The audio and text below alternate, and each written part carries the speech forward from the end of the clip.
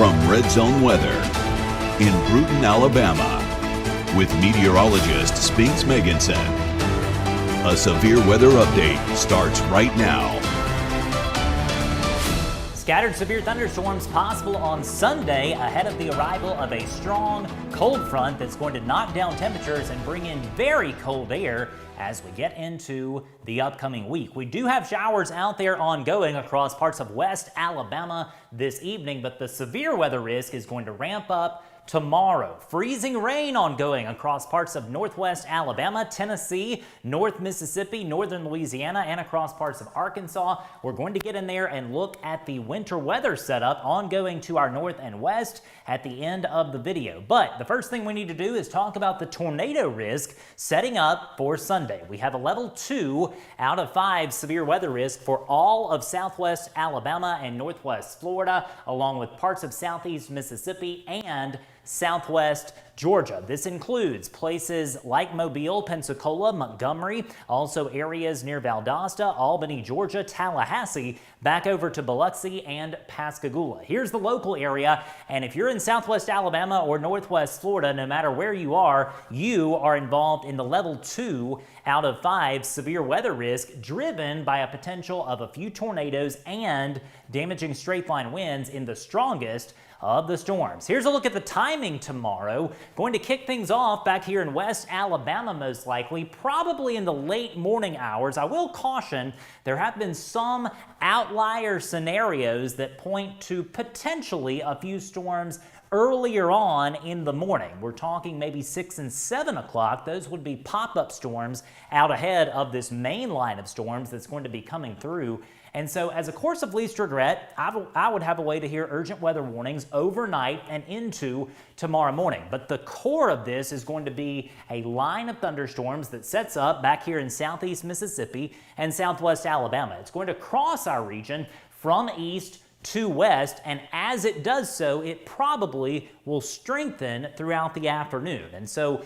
that means that the severe weather risk may be a little bit greater for places along and east of Interstate 65. That will be the core time frame for severe weather. We're talking 10 a.m. to 4 p.m. for places like Mobile, Monroeville, areas near Thomasville, Grove Hill, Jackson, Leroy, Chatham, Citronelle, Mount Vernon, the Eastern Shore, Bay Minette, and Atmore. Go a little bit further to the east, you get into this zone. We're talking 1 to 7 p.m. for places like Pensacola, Milton, Bruton, Jay, Crestview, Destin, also areas near Niceville, Navarre, Andalusia, Opp, Florella, back up to Luverne, Troy, Enterprise, Elba, and Geneva. And by the evening hours tomorrow, this line of storms will be to our east over into southeast Alabama, southwest Georgia, and the Florida Panhandle near places like Panama City, Port St. Joe, Tallahassee, Bainbridge, Georgia, Marianna, Florida, Dothan, Abbeville, back over into Albany, Georgia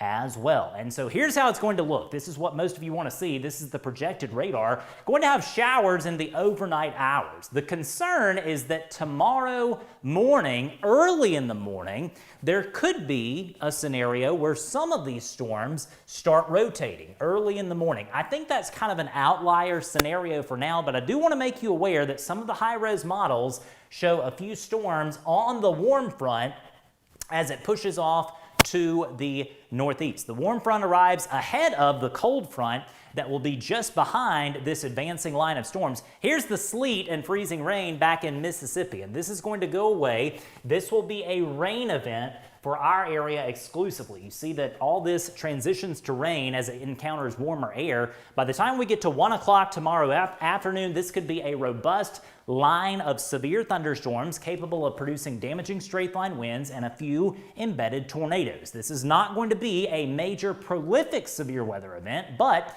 a few trees coming down and a few scattered severe storms not out of the question. By the time we get to 8 o'clock tomorrow evening, storms going to be to our east, a few lingering showers possible, and by that point, we're going to have to watch how quickly the cold air moves in behind the storms, because there could be some patchy areas of black ice across parts of West Alabama tomorrow night. But before we get there, storms coming through during the daytime hours of your Sunday. Again, got to have a way to hear urgent weather warnings really early tomorrow morning and throughout the day until this main line of storms comes through your location. Once the main line comes through your location, we'll be able to give you an all clear. And of course, we'll be doing that throughout the day, as always, in the Red Zone weather app. And so a wet day on tap for your Sunday, maybe a few strong to severe storms. You can see that sleet and freezing rain will continue to be a problem back in parts of Mississippi, Arkansas, Louisiana, into Tennessee, North Georgia, and the Carolinas. Much of Alabama anyway, and all of Florida in the warmer zone, and that sets the stage for some strong to severe storms in our part of the world, as opposed to the ice and the snow well to the north. And so tomorrow, on Sunday, this is a level 2 out of 5 risk, driven by the potential for damaging straight-line winds and a few tornadoes. The overall risk of large hail remains fairly low. Not as concerned about flash flooding. I think most of us are going to get, say, 1 to 2 inches of rain off this system. I'll show you a map about that in just a moment. Could have some power outages with this event, particularly if we see this severe line of storms really producing damaging straight-line winds across a wide area. Power outages may become a concern, and obviously cloud-to-ground lightning, always a concern in any storms that come our way. So let's get in there and look at the ingredients. The big ingredient that's driving this severe weather event tomorrow is the shear in the atmosphere. And this is not, these values that you see here, these are not wind speeds necessarily at the surface. In other words, a wind speed that you would measure with an anemometer, but these are winds at about 5,000 feet above your head. And when you get these values at that height, it doesn't take much to get those values down to the surface in some of the stronger storms. And so we'll back this up and show you. By the time we get to the late morning hours and into the early afternoon, you see this shade of pink. That is just fuel for these thunderstorms to really tap into in terms of the overall wind producing those storms. Not to be confused with storm fuel, this is the instability. In other words, convective available potential energy, or CAPE. And this is going to be more of a limiting factor. If these numbers are a bit lower than what the models are seeing here, we're talking numbers around 1,000 joules per kilogram, you get those a bit lower, that's going to be an inhibiting factor, which is what we want to see. But with these values, in terms of the projection here, again, 700, 800, that's certainly sufficient to produce potentially a few severe thunderstorms, especially combined with those high shear values. Of course, when the main line of storms comes through, it knocks down the instability back to 0. But you can see this starts early in the morning around 1 o'clock, and by the time we get to 4 o'clock, these numbers are going to be high enough to potentially support, to be able to support, I should say, some rotation in the atmosphere. By 10 o'clock, those values start to peak. You're going to have peak numbers between 1,000 and 1,200 joules per kilogram. In other words, enough potentially to support a few storms. But if instability happens to be a bit lower, that's going to help to mitigate or prevent any severe storms. So there is kind of a range of outcomes here. And in terms of rain amounts, also a range of outcomes. About 1 inch of rain up to 2 inches of rain going to be the norm, really all across the region. Going to be a beneficial rain event across South Alabama and Northwest Florida. So, looking at the region as it stands right now, rain locally, way too warm for any ice or snow across our local area. But in areas to our north, we do have ongoing freezing rain across parts of Northwest Alabama. I've seen several reports from places like Russellville, Florence, Athens over the last hour showing freezing rain, which obviously is not good. You get a little bit of freezing rain on a power line, it can create havoc in a hurry. And so freezing rain in Tennessee, northeast Mississippi, and northwest Alabama. This is sleet in this orange shade across the Red River Valley, extending into Oklahoma and back into Texas. Snow up here for Oklahoma City, back down to Lubbock and Amarillo in the Texas Panhandle. And locally, we do have a few showers involved as well. Rain happening now across parts of southeast Mississippi and across parts of southwest Alabama. We'll go ahead and zoom in to West Alabama here, where we have ongoing rain in progress across parts of Monroe, Clark, Washington, and Choctaw counties. This is simply rain. Nothing severe at this point, just simply good old-fashioned rain. There have been some strikes of lightning over the last little bit across northern Mobile County. Nothing on velocity, so we're not as concerned about tornadoes right now, but these storms are producing cloud-to-ground lightning near Citronelle, near the Dolly Parton Bridge, also near Axis. Alabama beaches are dry for now, going to likely have rain in the overnight hours. Northwest Florida is also dry. Showers happening near Porch, Atmore, back up Highway 21 to Monroeville. This band of showers is going to continue to move just like this to the northeast. And so what that means, you may hear the pitter-patter of rain on the roof over the next few hours in parts of West Alabama. I think that the rain going to really kick up tomorrow across parts of northwest Florida and south central Alabama when we've got that main batch of storms that moves through. Now, a few viewer photos from today. This photo is from the Texas Panhandle. We showed you the snow on radar out there earlier. And this is from West Dickey near Shallow Water, Texas. That is very near Lubbock in the Texas Panhandle. Big snow event out there. Gorgeous scenes in parts of the Texas Panhandle earlier this evening. This is in Tennessee near Nashville.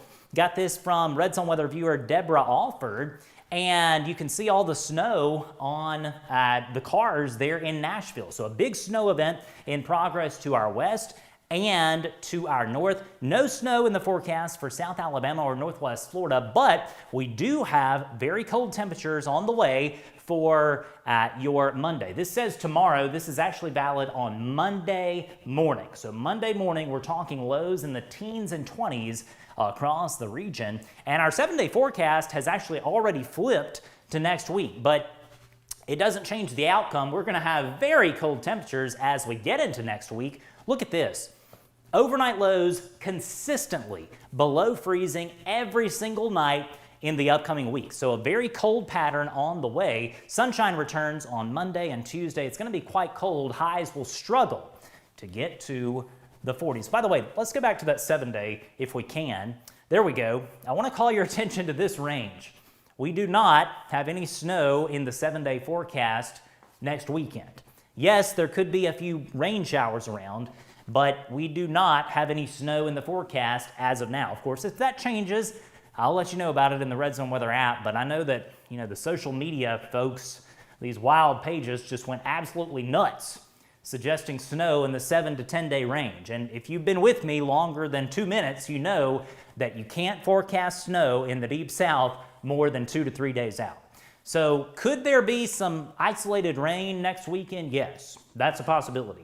But right now, there's no credible evidence to suggest anything in the way of snow across the Deep South next weekend. Again, that may change.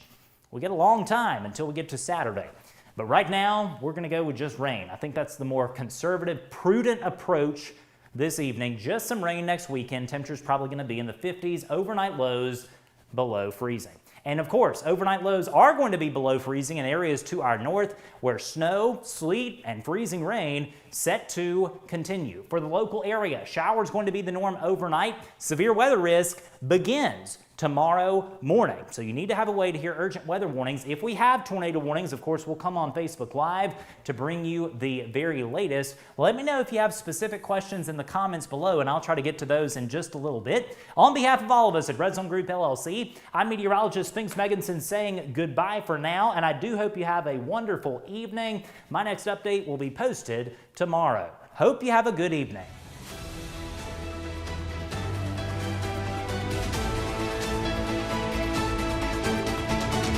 Be sure to find us across social media, and don't forget to download the free Red Zone Weather app and set up your customized alerts. Please support our Red Zone Weather sponsors who make our coverage possible every single day.